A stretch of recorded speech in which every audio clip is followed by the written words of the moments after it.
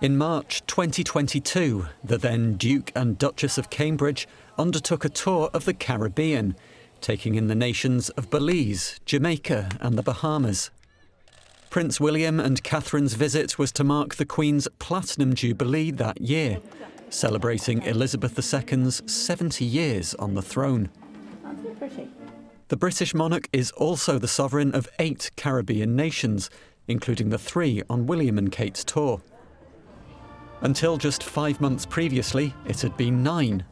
Prince Charles was in Bridgetown to see Barbados transition to a republic in November 2021, with Dame Sandra Mason replacing Queen Elizabeth as the island's first president. Elizabeth saw many of her Caribbean Commonwealth realms become independent nations in the early decades of her reign. Now, with the Queen in her late 90s and the end of her reign drawing near, she had seen the island once dubbed Little England cut its last constitutional link with the United Kingdom. William and Catherine then, as the young future King and Queen consort, were the ideal representatives to visit the region and look forward. But a visit that was intended to focus on biodiversity, indigenous culture, children and health was seen as backward-looking and tone-deaf, and was often met with protests over Britain's colonial past and the royal family's historic links to slavery.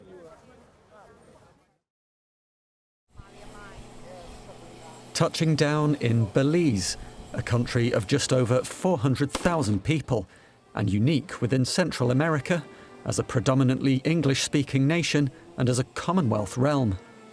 The Duke and Duchess of Cambridge had asked that this tour of the Caribbean allow them to meet as many local people as possible. Helping make chocolate at a small family cacao farm appeared a positive start. But this visit was not part of the official itinerary. This is our land! This is our property! This was the farm that William and Kate were meant to see, but members of the local Mayan community were angry that they hadn't been consulted, and an alternative visit had to be hastily arranged. There has been a prolonged struggle by the Maya to defend their territories in a multi-ethnic Belizean society. The Duke and Duchess's visit prompted many in the country to ask why, 40 years on from becoming independent, the British monarch is still the head of state. Views tend to differ depending on the generation. When I was 5 years old, my mom used to tell us that when we hear the big jet are coming, that's for the Queen. That's what I know. Well, if one day we could become more stable as a country, then it would be okay to become a republic. Though we are an independent country, nation, but we still need help from the outer world, and I think having the Queen still is a good thing for us in that capacity. It was an altogether happier affair later in the day. William and Kate were treated to a welcome festival in the coastal village of Hopkins, the cultural centre of the Garifuna people.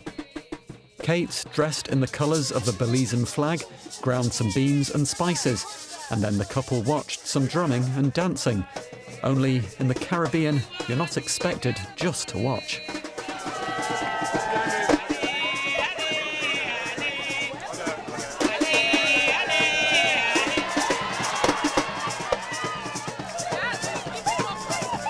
William's ancestors have reigned over Belize since 1783. On the second full day of their tour, the Duke and Duchess of Cambridge visited the impressive and imposing Caracol, an ancient Mayan city which dates back to 1200 BC. Extraordinarily, despite being the tallest man-made structure in Belize, it was not discovered by Europeans until the 1930s, its location in the remote jungle keeping it well hidden. William is familiar with the Belizean jungle. His first visit was when he was 18 for training with the British Army, and he took the opportunity on his second trip to Belize to meet the current recruits. In the evening, the Duke and Duchess swapped cargo pants for something a little more formal for the couple's last official event in Belize, the Governor-General's reception. In our short time here, Catherine and I have been lucky enough to witness some of the extraordinary biodiversity that you so lovingly nurture here in your jungles and your reefs. Catherine and I have been deeply touched by the warm welcome Belizeans have given us. We only wish we could have stayed longer. A longer stay may have been more restful for William and Kate. If there were questions over Britain's past in Belize, they would be all the louder in Jamaica.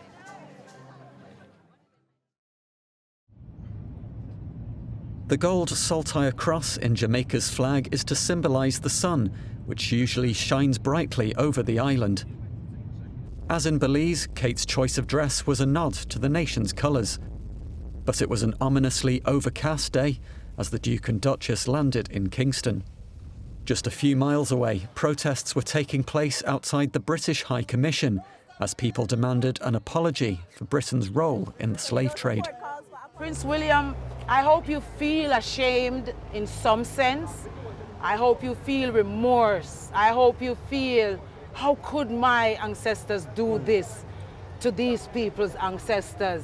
The Duke and Duchess, William, they haven't done anything to us, but they represent a certain kind of history that is unpleasant for our people.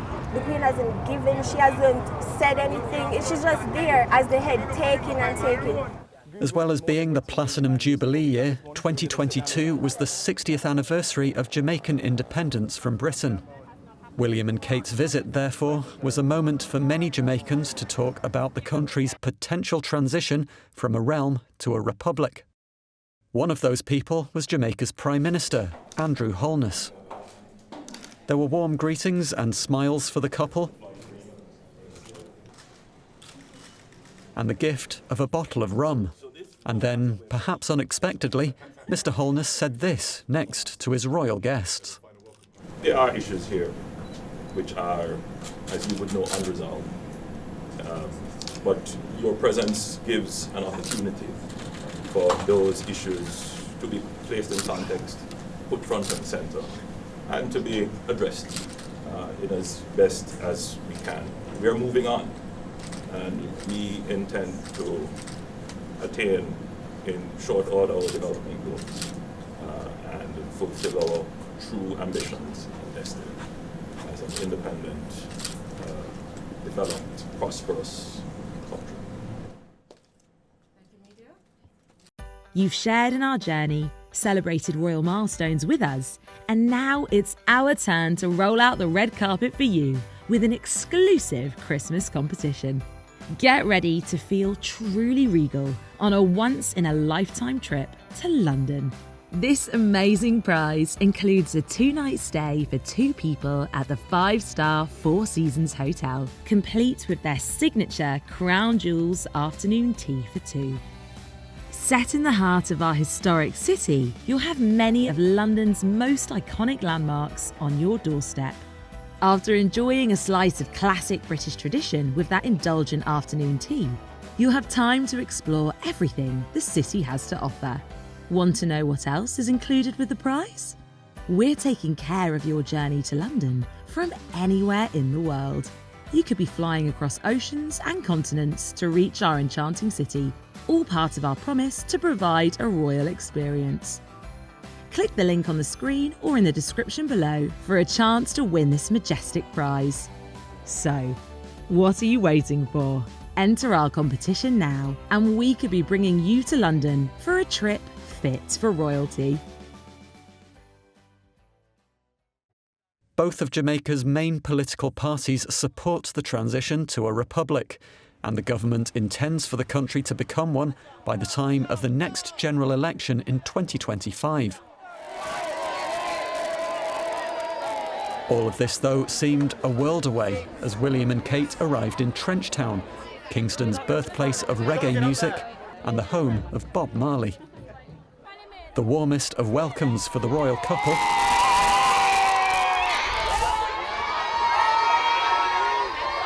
and alongside them, England international footballer Raheem Sterling, returning to the city of his birth on behalf of his charity.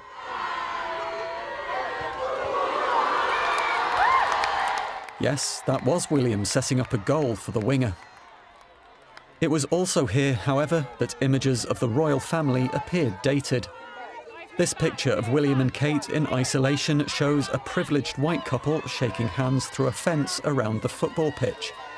And many people online were keen to highlight the colonial overtones.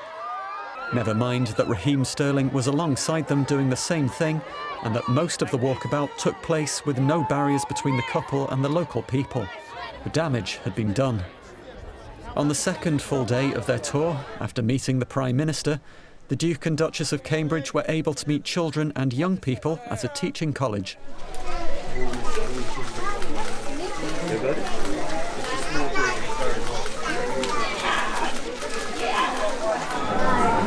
And you do loads of fun flavour as well. You like school? And how old are you guys? You're 5. It's all about how they learn and how they read. A visit to Spanish Town Hospital, and then on to the North Coast and Montego Bay to meet armed forces personnel at the military training centre. Here too, there were protests.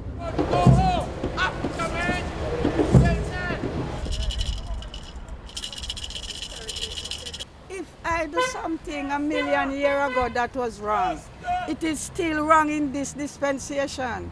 Why should wrong be right in another dispensation when all of us are people? British monarchy needs to repair the damage that has been done over the more than 400 years of slavery and colonialism.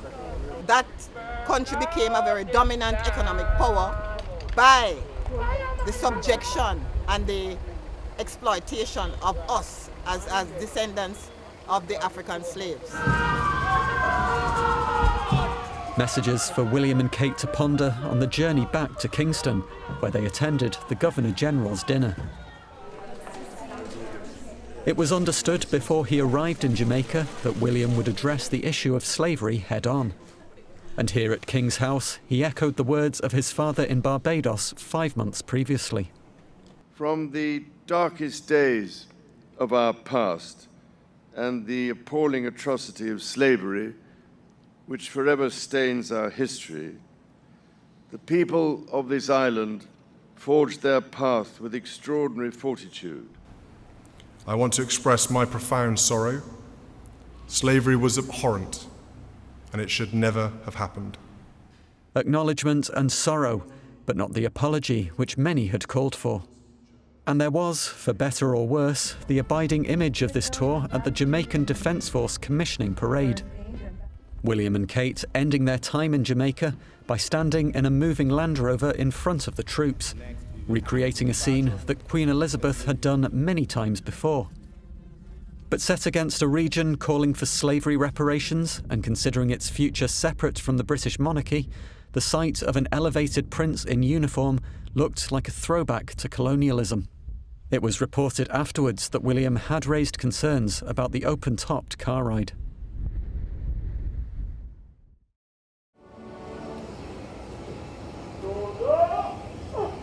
The third and final leg of the royal tour took the Duke and Duchess of Cambridge north to the Bahamas.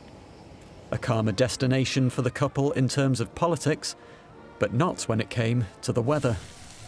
No protests to disturb their first engagement at a primary school in the capital Nassau, but torrential rain played havoc with Kate's speech as it jumbled the big screen and forced a change of microphone. That is why it is so wonderful that after 2 years of almost being away from each other, you have recently returned to school and have been reunited with your teachers and friends again. This leg of the tour, though, gave William and Kate more of a chance to turn the focus away from themselves and onto the main reason for these tours, the people and the local issues. Seeing the impact and paying their respects to the victims of Hurricane Dorian on the Abaco Islands, which hit this region 2.5 years previously. Meeting the winners of the 2021 Earthshot Prize at the Coral Vita Coral Farm and seeing their groundbreaking work in giving new life to dying coral reefs. And visiting a home for vulnerable children on the island of Grand Bahama, where the Duke and Duchess's skills as parents and natural rapport with youngsters shone through. Oh, I love your t-shirt. And we've got a bear on. Stanford Major. Stanford Major. It's a bear. Do you like bears? You put that one in there? No, that's Yay! You push it really hard? Well done. Is that for me? Thank you very much. What's your name? Did you do this? Did you draw this? It's beautiful. Look at that. Their fingerprints. As in Belize and Jamaica, the Bahamas visit ended with the Governor-General's reception. William had heard the voices of protest and discontent loud and clear over the previous week and took the opportunity to address those in his final speech of the tour. I want to say this. We support with pride and respect your decisions about your future. Relationships evolve, friendship endures. It was a speech which might have served better at the start rather than the end of the tour.